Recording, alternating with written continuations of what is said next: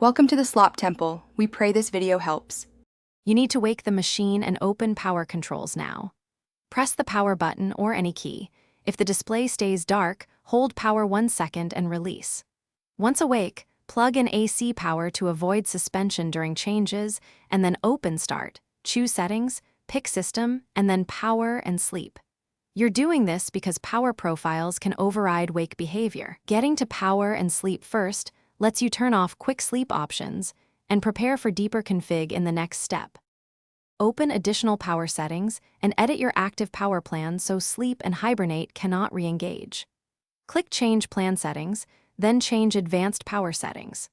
Expand sleep and set sleep after, hibernate after, and allow hybrid sleep to never or a long duration. Make sure USB Selective Suspend is disabled and PCI Express Link State Power Management is off. These choices stop the OS from sending the machine back into power, saving without your consent, which is why you reboot and enter BIOS or UEFI. On most Dells, press F2 at boot to find hardware power controls. Disable any deep sleep, modern standby, or aggressive platform power management features. Save and exit. Back in Windows, run a quick test restart to confirm it no longer drops to power saving. If problems persist, run powercug/requests to see blockers, update chipset and power drivers, and check Device Manager for Wacom settings. If still stuck, toggle the BIOS setting back and forth, then reapply changes as a troubleshooting step.